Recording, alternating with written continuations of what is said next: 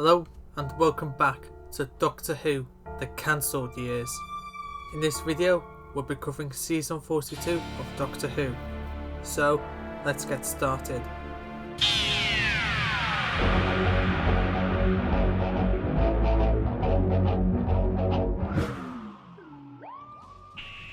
So before we begin Season 42, I must briefly mention some things I missed out in the Season 41 video. So here we go. Stephen Moffat will be credited as an executive producer, replacing Russell T Davies. Matthew Robinson was no longer the head of BBC Wales, so he was gone and replaced by Julia Gardiner. And finally, Anne Harrison-Baxter left the role of producer, with Phil Collinson taking over. Now with that out the way, let's go back to Season 42. Season 42 would have been a second season for Liam Cunningham as the Doctor, Kate Ashfield as Hannah Ward, Adrian Lester as Brian Whiteford, and Stephen Moffat as showrunner. This would have been Ashfield and Lester's final season on Doctor Who. This season would have acted as a continuation of Season 41, while at the same time trying new ideas to stay interesting and fresh. This season would have begun with a Christmas special, airing on Christmas Day in 2004. So let's talk about that now. Silent Night, written by Stephen Moffat. This story sees the Doctor being called back to 2004 by General Amanda Powell from last season's Scream of the Shalka. It's Christmas Day and a quarter of children in the United Kingdom have vanished in the night. UNIT suspects aliens, so they call in the Doctor to investigate. It turns out that the children were kidnapped by aliens disguised in Christmas gear and were taken to their planet as slaves. The reason these children were chosen was because these were the children who were awake at night exploring the house. The children are hypnotized by the aliens to build missiles for their ongoing war with their enemies. The aliens are eventually defeated when the Doctor and companions travel to the alien world, free all the children, and send them back to their home. They also redirect the alien missiles to hit some uninhabited meteorites so no one dies. So with the Christmas special now done, let's get on to the main season. The first episode would have been The Angels of the Dark, written by Stephen Moffat. This story would have saw the return of the Weeping Angels from Season 35's Blink. The story would have been about a space vessel containing the president of a colony world crashing onto a cave planet, with the vessel crashing deep within the planet, miles underground. The Doctor arrives and he works with a military-for-hire platoon to explore the planet's many caves and get to the crash site to rescue the president. As they explore the caves, they discover an ancient village of sorts, where homes are carved into the side of walls, and scattered around the village are old decaying statues. However, unknowing to the team, one of these statues is a weeping angel, and before long, the military team are slowly being picked off, and soon enough, they learn they have an angel on their hands. The story would have made the Weeping Angels more of a dangerous threat, adding new traits to them. Now if you have a pitch of the angel, it itself can become an angel. And if you stare into an angel's eye, the image of the angel inside your mind will itself become an angel and begin killing the person, which is what happens to Hannah. And we also discover near the end of the episode that an angel can create more angels by using stone statues, and so all of the statues in the village begin to turn into angels. Throughout the story, we discover that something is wrong with the angels, as instead of sending people back in time, they instead snap your neck. After a Weeping Angel steals the voice of one of the soldiers, we discover that they've lost their time travel abilities and are now trying to restore that ability by any means possible. The story ends on a cliffhanger, with the Doctor and companions and the last few soldiers arriving at the entrance of the space vessel, and the Doctor begins to hijack the door controls. However, as he does, all nearby lights begin to flicker and the angels begin to move in. The second episode would have been Stone Age, written by Stephen Moffat. This story begins with the resolution of the cliffhanger, with the Doctor being able to get everyone inside the ship in time. Well, except one of the soldiers, who ends up with his neck snapped. The majority of the story would have saw the Doctor and team travelling through the space vessel, trying to find the president while being hunted by the angels. However, a problem occurs as Hannah begins to die from the angel in her eye. The Doctor discovers that the only way to save Hannah from the angel is for her to shut her eyes, so for the rest of the story, Hannah has to keep her eyes shut. The team learn through the angel's communications that they're after the space-time core of the vessel, the main power source of the ship. With that, they'll be able to fix their ability to send people back in time, as well as themselves. However, if the core is removed, the vessel will fully power down, and the ship will fall even deeper into the caves, killing everyone in the process. They eventually find the President's quarters, but it's too late, as the angels got to him first, as they find him with his neck snapped. With the President dead, their main goal is to now protect the space-time core. When they find the core, only the Doctor, Hannah and Brian are left. They enter the main power room and find the angels are close to taking the core. If they blink or look away for 1 second, it'll all be over. The Doctor is able to eventually defeat the angels, however, by messing with the core's time effect to age the weeping angels by billions of years in seconds, and they slowly crumble into stone. The angels are gone, for now, but unfortunately for them, the use of the time effect has drained the core of most of its power, and it'll be fully dead in 5 minutes. So the Doctor and Brian must escape the ship while guiding Hannah through before the ship falls into the planet's centre, and they're able to escape just in the nick of time. And after this, they return to the TARDIS, and there, doing some complicated sciencey stuff, the Doctor is able to remove the image of the angel from Hannah's mind. The third episode would have been The Long War, written by Tom McRae.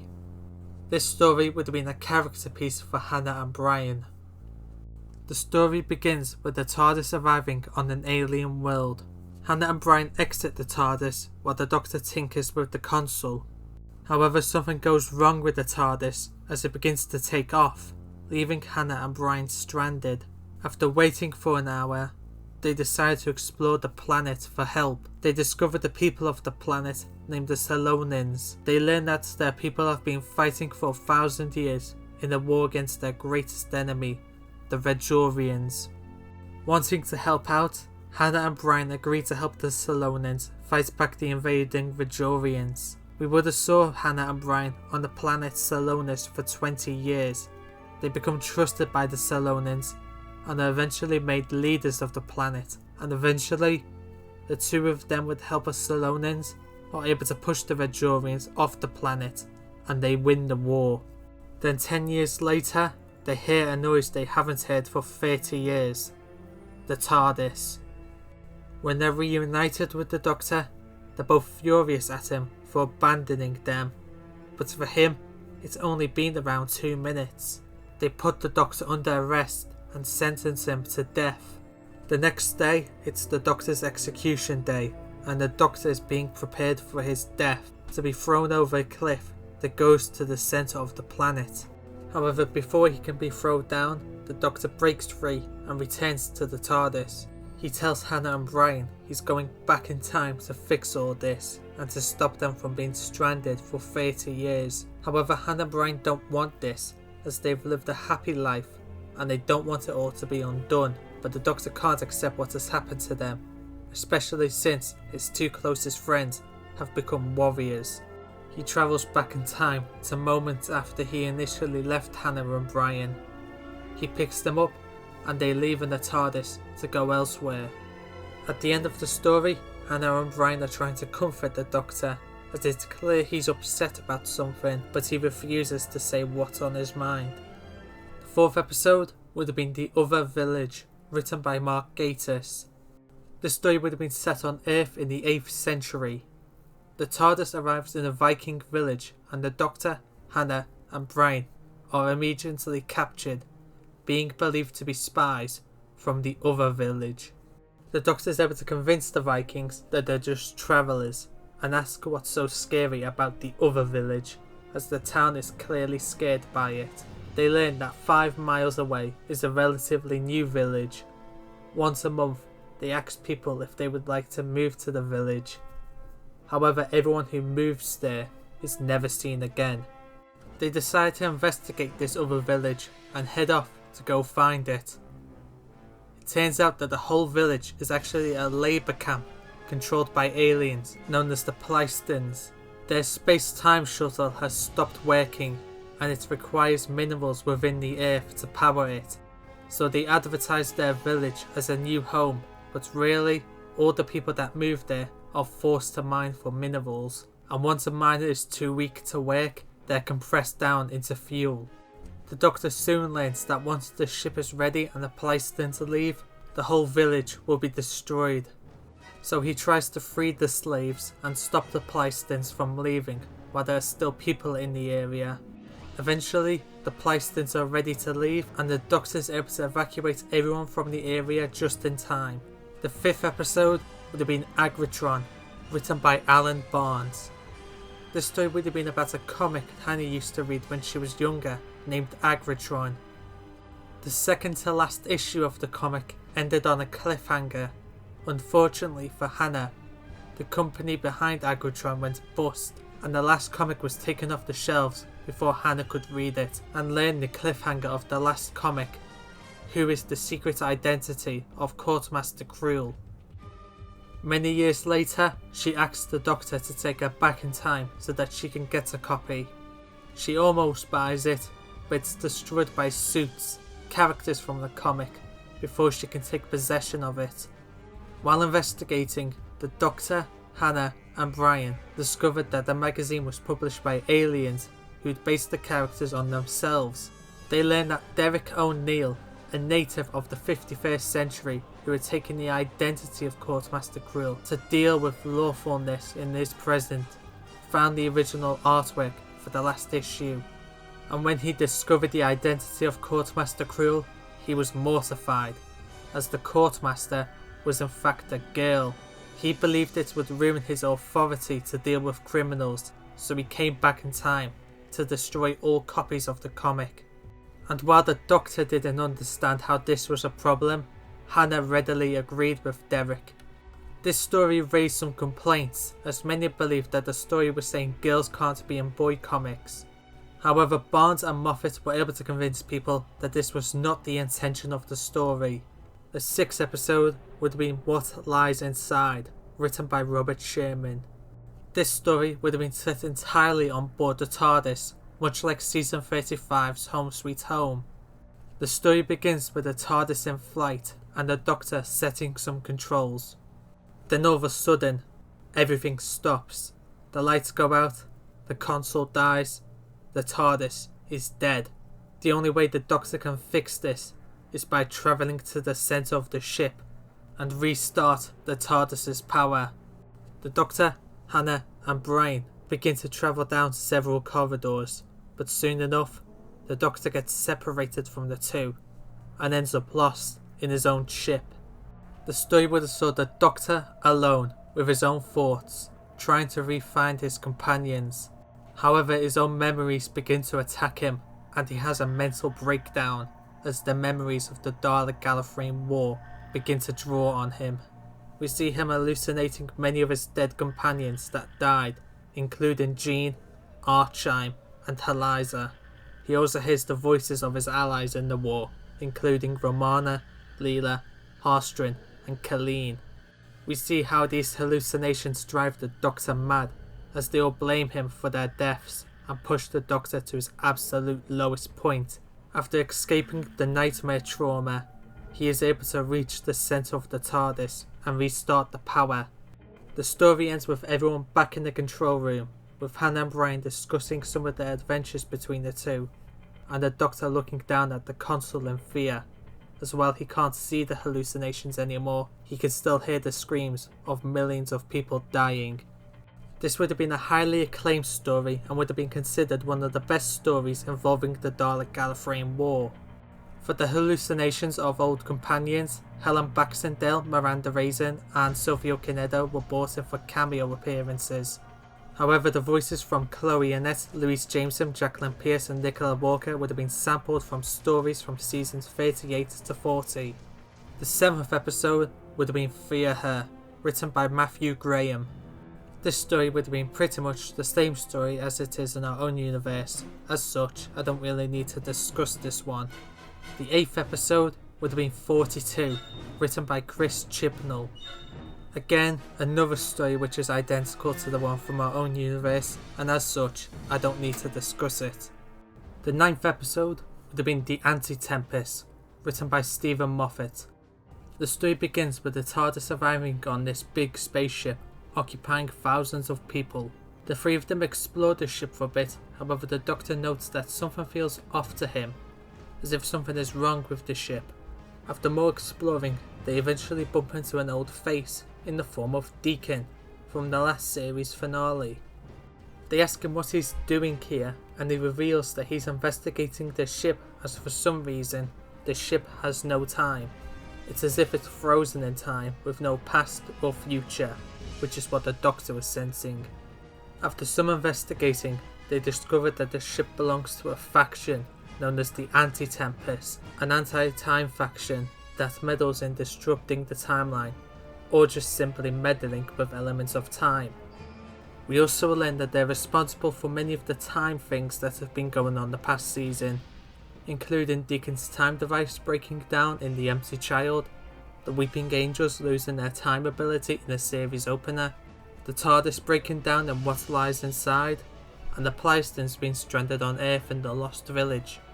They soon discover that the Antitempus are planning their greatest plan yet, to destroy prehistoric Earth. The Doctor works out that the Antitempus plan to realign Earth so that an oncoming meteor shower crashes into it and destroys it. The story then would have saw the Doctor, Hannah, Brian and Deacon attempting to move Earth back into its original position. A fight scene breaks out between some Antitempus warriors and Deacon. Unfortunately, Deacon is soon outnumbered and the Doctor's team are arrested. They're taken to the leader of the Antitempus, Tempor, to witness the destruction of Earth. Hannah and Brian try to get answers out of the Doctor, but he's silent. He's exactly where Tempor wants him, and has no power over the situation. They failed, and the story ends with a close-in on the Doctor's eye, as we see in their reflection, meteorites crashing into the Earth, and the planet exploding into pieces. The final episode would have been The History of Earth, written by Stephen Moffat. The story begins with a previously segment of the last episode, and then the titles. Then after the titles, we find ourselves on Earth in the modern day, or so it seems at first. However, we soon spot that it's a mix of all of Earth's history, past, present and future, into one. We learn that time never passes, nor backwards or forwards. It's every second of every hour of every day of every week of every month of every year. We see that the Doctor is now a prisoner of UNIT. We learn through the Doctor talking to himself in a cell that the Earth they're living in is in a parallel pocket. Earth was destroyed, which resulted in the creation of the pocket, where all of Earth's history happens at once. Then soon after, he's taken away by some UNIT soldiers to meet their UNIT leaders. And to the Doctor's surprise, it's Hannah and Brian. When they're alone, the two reveal that they remember the events of the last episode, and they've been working with a few people that they've managed to convince of the real history to send them back in time. They take the Doctor to a hidden lab where a bunch of UNIT personnel are working on a machine. It's a machine that can send people out of the parallel pocket and back to the point where the real Earth was destroyed. It's mainly powered by the TARDIS, which they found buried deep within the Earth. But with no time left in this universe, the TARDIS is dying. The three of them make their plans to go back in time to when Earth was destroyed and prevent that from happening. They stand in a mirror circle and the machine is activated, sending them back to the day Earth died. Once they're in the past, they discover themselves on Earth. They discover a group of Silurians and try to warn them of Earth's destruction. But the Silurians aren't interested. Well, at least at first, as once the Doctor points out the closing meteorites, then the Silurians believe them. They work on the plan to somehow push the Earth out of the way so the meteorites don't hit. Using Silurian technology, they're able to create an energy wave so powerful it pushes the Earth back into its proper orbit. When the Earth is saved, the old Doctor and companions on board the Antitempus ship fade out of existence, and Tempo becomes furious at the Doctor. He lands the ship on Earth and orders his army to fight the Silurians and kill the Doctor. A battle between the Antitempus and the Silurians break out. Meanwhile, the Doctor and companions sneak on board the ship to rescue Deacon and find Tempo. However, as they explore the ship, everyone finds themselves separated from each other. Hannah and the Doctor soon reunite and also re-find Deacon. They explain the situation to him and get him to help them. As this is going on, Tempo plans to destroy the Earth in one last move by activating the ship's failsafe nuclear bomb. He primes the bomb and it begins to tick down. Then Brian catches him as the two begin to fight. Brian knocks Tempo out and proceeds to try and disarm the bomb. But then, Tempo awakes and uses a device in his pocket to zap Brian away, and Hannah, Deacon and the Doctor enter the room as Brian is zapped away. Deacon finishes off Tempo in a struggle while the Doctor disarms the bomb, and the plan works just in time. Deacon takes over the Antitempus ship and calls in his agency to come and arrest what remains of the Antitempus. Meanwhile, Hannah is upset as she believes Brian to be dead. The Doctor's also upset as he believes he's just had another companion die, but he soon discovers that Tempo's device was in fact a time transporter. Brian's not dead, just lost somewhere in Earth's history. When Hannah learns about this, she speaks to the Doctor about using the device on herself. She can't go on without Brian, but this device will send her to him. The two hug each other and they say their final farewells before Hannah sends herself in time. The story ends with the Doctor going back to Hannah and Brian's old house a few hours after they were last there. He explores some of the old rooms and soon discovers signs around the house, signs that lead him to a box in the attic containing old photos of Hannah and Brian, as well as a letter. The letter is from Hannah, and she says she knew the Doctor would come back to the house. She tells him that she found Brian, and the two eventually got married. She tells him about how happy their lives were, but she tells him that she's not saying where they ended up, as she fears the Doctor would change that. She fears that the Doctor would rescue them, and this wonderful life they had lived would never be. Their paths may never meet again. She then signs off the letter, telling the Doctor to find someone, a friend, because she saw it in her eyes. He needs a friend to be with him. The letter ends with her final farewell, before her signature follows, and the Doctor, upset but not shedding a single tear, returns to the TARDIS. And that concludes season 42 of Doctor Who. While still a good season, it wasn't as good as season 41. So join me next time for the fourth and final series of The Pyramid. Until then, thank you for watching and goodbye.